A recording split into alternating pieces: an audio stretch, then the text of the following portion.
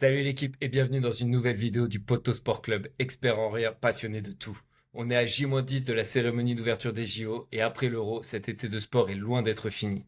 Je me lance donc dans une petite série de vidéos avant cette cérémonie pour essayer de prédire par sport le nombre de médailles de l'équipe de France olympique.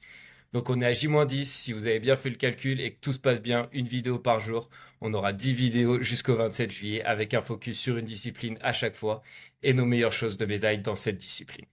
Je ne pourrai évidemment pas couvrir tous les sports par manque de temps et de connaissances en tir à l'arc, mais j'ai essayé de sélectionner des sports où on a de très très belles chances de médaille d'or.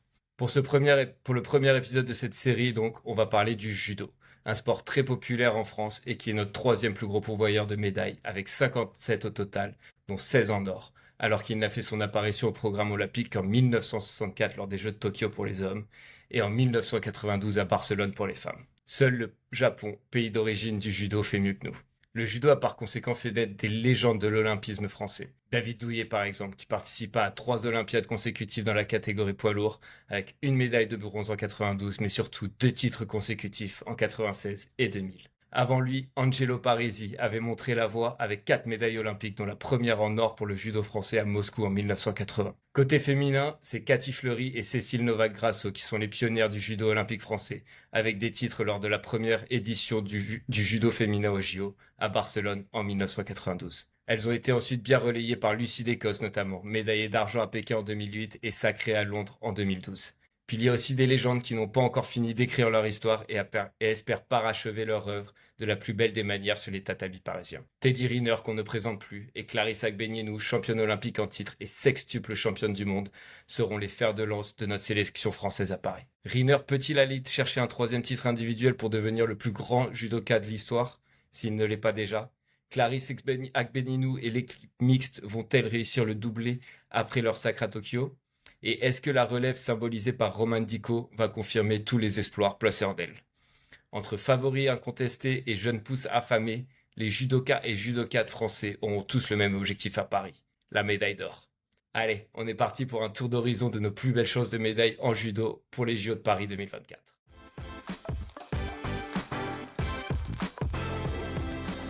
La délégation française va envoyer 14 judokas et judokates aux JO de Paris et affiche un objectif de 10 médailles sur les 15 tournois organisés. 7 masculins, 7 féminins et 1 par équipe mixte. L'équipe de France en avait décroché 8 il y a 3 ans à Tokyo, dont 2 titres. Cet objectif est-il atteignable? On va voir ça tout de suite avec nos leaders qui ne visent rien d'autre que la médaille d'or.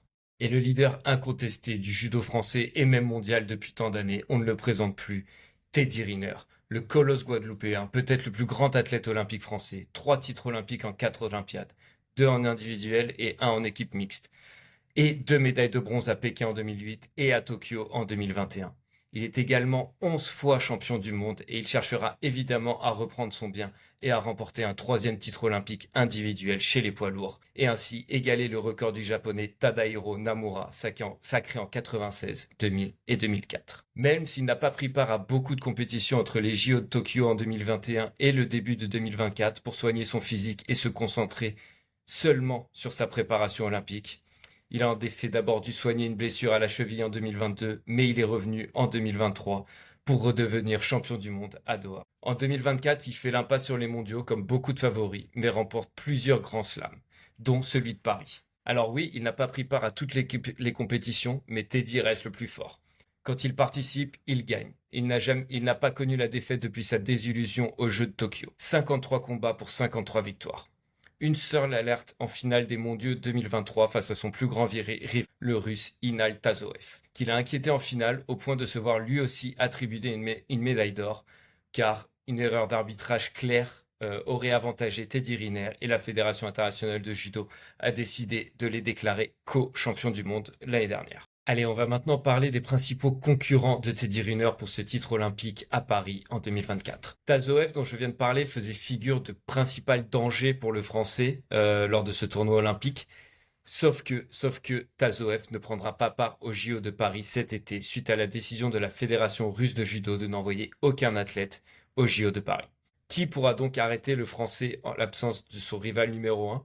Eh bien, le chemin ne sera pas si facile que cela pour autant pour le plus grand judoka de l'histoire. Je ne vais pas me risquer à prononcer tous les noms qui figurent parmi les concurrents du français, car des Géorgiens, des combattants du Tadjikistan, je ne veux pas écorcher leurs noms. Donc voilà, je les appellerai le Géorgien, troisième mondial, etc. Mais en quart, il pourrait retrouver un Géorgien, du coup, troisième mondial et vice-champion olympique et du monde en titre. Donc déjà un très très gros client pour Teddy Riner. Ensuite, en demi-finale, parcours continue de se corser avec le numéro 2 mondial, originaire du Tadjikistan et un des espoirs du judo mondial qui fait preuve d'une très grande régularité depuis les JO de 2021, puisqu'il a atteint la finale des grands slams, qui sont les tournois, mis à part les championnats du monde et les JO, qui sont les plus importants en judo, à 7 reprises.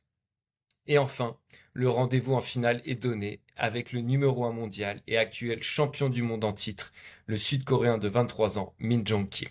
Riner pourra s'appuyer sur sa victoire en finale au Grand Slam de Paris en mars dernier face au Sud-Coréen. Mais attention tout de même car Riner a déjà été surpris au JO en 2021 à Tokyo et en 2008 à Pékin.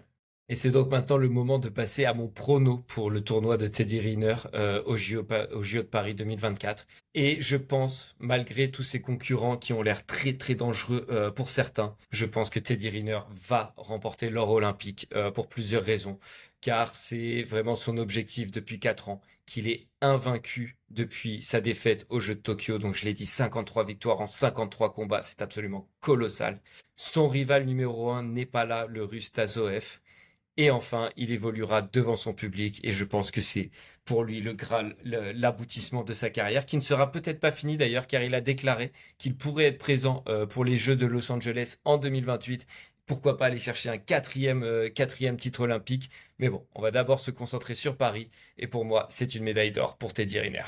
Allez, je vous propose de passer tout de suite à la très grosse chance de médaille d'or française, à la deuxième très grosse chance de médaille d'or française, du côté féminin cette fois. On parle de la référence en moins de 63 kilos depuis une décennie dans le judo mondial. Je veux bien sûr parler de Clarisse Agbenienou, médaillée d'argent à Rio en 2016, sacrée à Tokyo en 2021.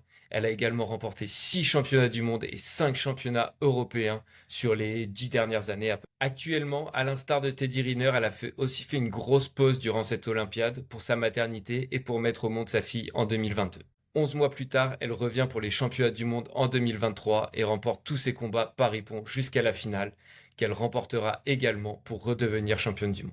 En 2024, tout s'enchaîne. Alors, elle continue avec une 7e victoire au Grand Slam de Paris, égalant une autre Française, Lucie Descosses, pour le plus grand nombre de victoires dans cette compétition. En revanche, elle a perdu sa couronne mondiale en 2024, en mai, avec une défaite en quart de finale face à la Canadienne Bochmin Pinard. Très, très joli nom d'ailleurs.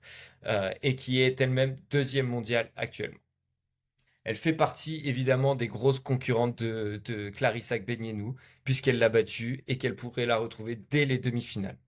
Et la championne du monde en titre et numéro 1 mondial, la néerlandaise Johan van Lieshout, également un très gros danger pour Clarisse Agbenienou sur cette Olympiade à Paris. Malgré ces deux judokates-là, je pense également que Clarissa Agbenienou ira chercher la médaille d'or. Je pense que les championnats du monde, comme elle l'a déclaré, n'étaient qu'un accident et qu'elle fera tout pour que ça ne se reproduise pas lors des JO à Paris. Et je lui fais confiance. Je pense qu'elle va aller également chercher cette médaille d'or. Elle a vraiment dominé le judo mondial depuis une dizaine d'années. Et je pense que cette médaille d'or à Paris, devant son public également, qui va la porter, elle lui tend les bras. Donc voilà. Également, deuxième médaille d'or pour la délégation française au judo. Et je vous propose de passer maintenant à la troisième grosse chance de médaille d'or française. Cette fois-ci, elle, contrairement aux deux judokas précédents, Romane Dico n'est pas au crépuscule de sa carrière, mais cela ne l'empêche pas d'avoir déjà un gros palmarès. En 2021 à Tokyo, elle emporte le bronze et devient la plus jeune judokate française médaillée aux Jeux Olympiques, hommes et femmes confondus. Elle est ensuite sacrée championne du monde en 2022 et championne d'Europe en 2022 et 2023. Malgré la perte de son titre mondial en 2023, elle est bien revenue en 2024 avec 3 victoires en Grand Slam à Paris, Bakou et Astana, où elle a dominé la championne olympique en titre, la japonaise Akira Sone pour la première fois de sa carrière. Elle a été absente des mondiaux en 2024 comme beaucoup de favorites de sa catégorie pour bien se préparer pour les Jeux de Paris et elle arrive à Paris dans la peau de numéro 1 mondial et avec une confiance au maximum. Parmi ses concurrentes, donc, la principale est la japonaise, championne olympique en titre et championne du monde 2023, dont on vient de parler, Akira Sone, mais qui a été battue pour la première fois par Roman Diko en mars ou en avril 2024 lors du Grand Slam de Paris. Il y a aussi la championne du monde en titre, la japonaise Wakaba Tomita, qui pourrait être très dangereuse et qui est classée, il me semble, dans le top 8 mondial, donc qui bénéficiera d'un tableau favorable, tout comme Roman. Et enfin, l'Israélienne Ras Hershko, numéro 2 mondial et adversaire de Roman lors de ses 2 derniers sacs européens, mais qui n'a jamais réussi à l'inquiéter puisqu'elle s'est toujours inclinée face à Roman Diko en finale européenne. Avec tout ça, mon prono, c'est encore une fois la médaille d'or pour Roman Diko, qui pour moi, voilà, elle a battu tout le monde dans sa catégorie. Elle est numéro 1 mondial, elle est la plus jeune médaillée olympique française. Elle a 25 ans, elle est au top de sa carrière. Donc pour moi, il ne peut rien lui arriver. Et ce sera une 3e médaille d'or au JO de Paris en judo pour la délégation française. Et enfin, la dernière grande chance de titre olympique pour la délégation de judo française au JO de Paris se trouve dans le tournoi par équipe mixte. C'est la 2e fois après Tokyo en 2021 que les JO ajoutent cette épreuve à leur programme. Et les équipes sont composées de 3 hommes dans les catégories moins de 73 kg, moins 90 kg et plus de 100 kg, et de 3 femmes dans les catégories moins de 57 kg, moins de 70 kg et plus de 70 kg. Les Français sont très forts dans cette épreuve puisqu'ils sont tenants du titre et font bien évidemment partie des favoris pour conserver leur titre. Mais un duel au sommet les attend face aux Japonais, qui les ont battus d'ailleurs au championnat du monde 2024. Certes, il n'y avait pas tous nos fers de lance dont on a parlé plus haut dans cette composition d'équipe, mais tout de même, la finale attendue, ça reste France-Japon. Et la France pourra déjà compter sur les 3 noms dont on a parlé juste avant, Roman Diko, Clarissa Agbenienou et évidemment Teddy Riner. Et en plus de ces 3 noms-là, pour les 3 noms restants, on devrait retrouver Sarah Léonie Sizik, médaillée d'argent en moins de 57 kilos, à Tokyo, Johan Benjamin Gaba et Ngaya Ambou, tous 2 vice-champions du monde par équipe en mai dernier avec l'équipe de France. Donc oui, on a une équipe très très compétitive pour cette épreuve par équipe mixte, mais se dresseront face à nous très certainement en finale des Japonais revanchards après leur défaite à domicile il y a 4 ans pour la première du tournoi par équipe au JO dans le pays d'origine du judo. Donc voilà, les Français ont bien gâché la fête et je pense que les Japonais vont être surmotivés pour nous rendre l'appareil. Donc des 4 médailles d'or que je prévois, je pense que celle-ci sera la plus compliquée à aller chercher, même si je vois tout de même une médaille d'or si nos leaders sont au rendez-vous. On a on a les 3 meilleurs au monde dans 3 catégories différentes. Ça devrait déjà nous apporter 3 points s'ils sont au rendez-vous avec Teddy Riner, Roman Diko et Clarissa Agbenienou, même si ça reste du sport, sur un combat, tout peut se passer.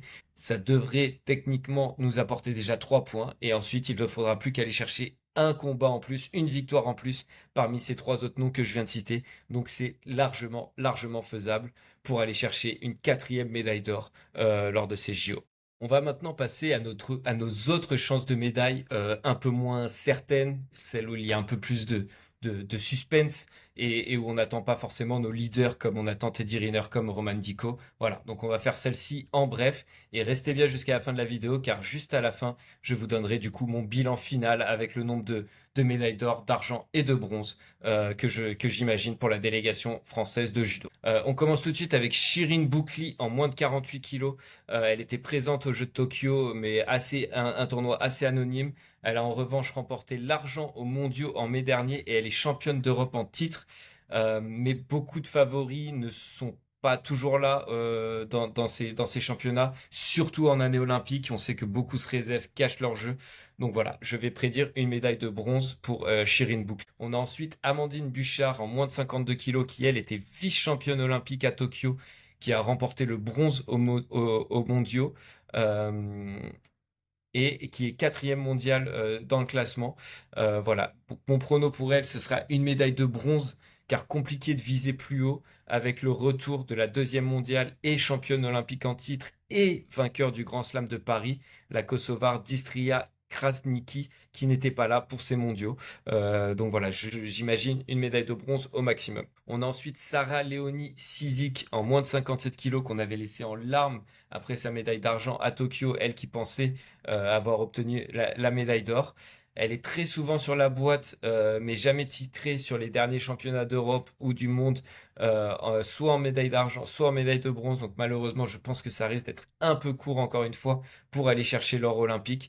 Et je la vois répéter sa performance des JO de Tokyo avec une médaille d'argent. Ensuite, on a Madeleine Malonga en moins de 78 kilos qui était la dernière qualifiée pour les Jeux Olympiques, qui a pris sa qualification, il me semble, en avril dernier ou en mars dernier. Elle était également en argent aux Jeux Olympiques de Tokyo. Ses titres mondiaux et européens commencent un petit peu à dater et elle est plus souvent sur la troisième marche du podium ces dernières années. Donc je vais rester là-dessus aussi de la constance pour Madeleine et une troisième place encore une fois pour ces Jeux Olympiques de Paris. Et enfin, la dernière chance de médaille chez les hommes cette fois, Luka Mekdze en moins de 60 kilos, la catégorie la plus légère du judo masculin. Il était déjà en argent lui aussi en 2021 et depuis il est devenu champion d'Europe et a remporté 4 grands slams. Donc le Géorgien de naissance a prouvé qu'il pouvait tout simplement battre tous les meilleurs de sa catégorie. Avec le soutien du public à Paris, je vois la belle histoire pour lui et qui ramène la médaille d'or à la délégation française. Voilà, c'était tout pour les chances de médaille en bref. On arrive tout de suite avec le bilan pour ces JO. Et voilà l'équipe, on arrive à la fin de cette vidéo. Je vais donc vous donner mon bilan pour le judo français aux Jeux Olympiques de Paris 2024. Et si vous avez bien compté, si vous avez bien suivi cette vidéo, je vois donc un total de 9 médailles pour la France à seulement une petite breloque de l'objectif annoncé, mais avec tout de même 5 titres, ce qui serait un record pour l'équipe de France, qui est pour l'instant bloqué à 3 titres en 1996. Donc voilà, même si l'objectif des 10 médailles est pas rempli avec ma prédiction, ça serait quand même une très très grande réussite pour le judo français d'aller chercher 5 titres à la maison, et ça serait magnifique de parachever certaines œuvres comme celle de Teddy Riner, de Clarisse Agbenienou, de voir enfin l'avènement au plus haut niveau de Romane Dico, elle qui domine sa catégorie depuis quelques années. Et des petites autres médailles par-ci par-là à prévoir dans les autres catégories.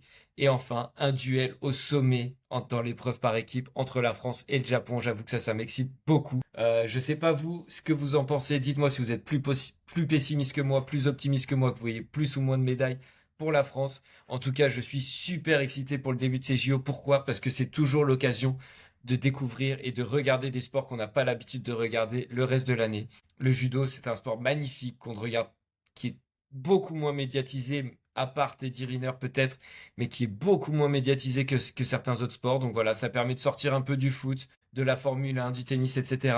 Et moi, j'adore ça. Donc je suis super excité de voir nos équipes de France performer sur ces Jeux de Paris.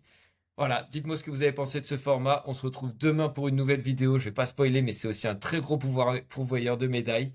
Donc voilà, j'espère que ça vous a plu, que vous êtes chaud. Ciao l'équipe!